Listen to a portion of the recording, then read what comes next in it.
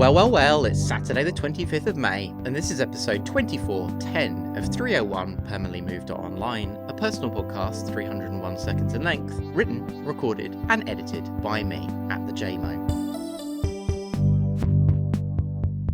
Episode 10, Season 11. Only 2 more seasons to go this year. I think we'll roll directly into Season 12 next week, and then I'll be speaking about Solarpunk in Lisbon at Human Entities 2024 the first week of June, so I'm going to take a week off after that. If you're around, tickets are still available. Have you ever had one of those weeks where groups of people completely independently of one another all start having the same conversation, as if the topic arrived into the cultural subconsciousness because this week was the right time for it to happen? Given the recent changes to the online media ecosystem, people I hang out with online across Telegram all at once seem to have begun questioning the necessity of weekly creative production. My thoughts on this are mixed. On the one hand, I've made shows about how I think it's important to create something every single week, how it builds self-discipline, not just producing something to completion, but the need to do it over and over again, week after week. It's a boot camp. But at the same time, it doesn't matter if it's a podcast, a YouTube video, or a newsletter, or whatever, creating something weekly can become a grind. Doubly felt by people whose creative online work is tied to income of any kind. Speaking of which, if you can support this show for £5 a month and get my zine 4 times a year at thejmo.net/support, which, with all the inflation going around, is becoming an even better deal month by month. Anyways,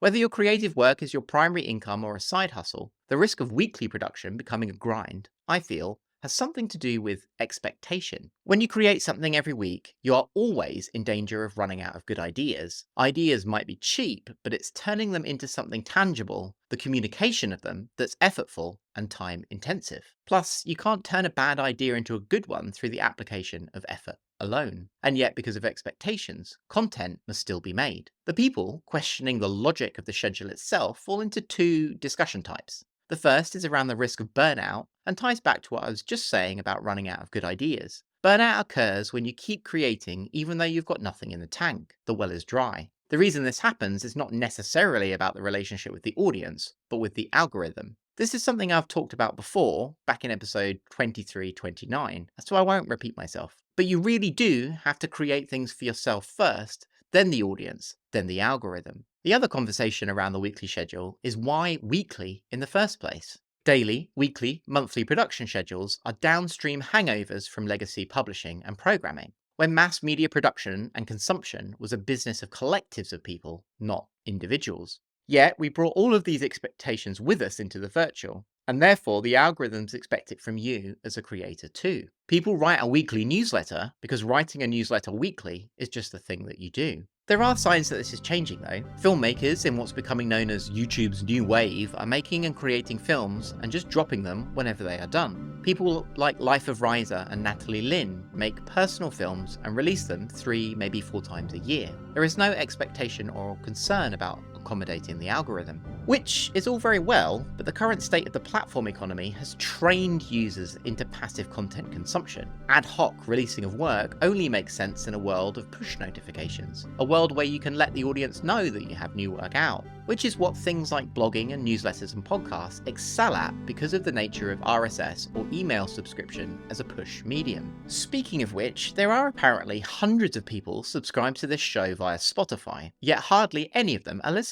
anymore. Something happened about 7 months ago and my Spotify audience dropped off a cliff, but podcatchers stayed the same. Was it a UX update or something? If you're listening on Spotify right now, what's up with that? Drop me a line as I'm interested to know, because I don't use it as a podcast app at all. Also, wherever you're listening, why not rate the show 5 stars right now? I'm not sure tensions between audience, schedule, and algorithm can be resolved right now. It's going to require both artistic experimentation and audience participation, but it is a good time as any to try something new. The web is in turmoil, filling up with AI slop, so real things from real people are going to need to signal their humanity. And there's lots of potential over the next few years to redraw the maps between people and platform. If I was starting a podcast like 301 today, knowing everything I know now, I would recommend making seasons of just 5 or 6 episodes in length. That's just long enough to build momentum and work the creative muscle of doing something every week for a project to become a practice, but also provides a clear time-bound container for the production of the work.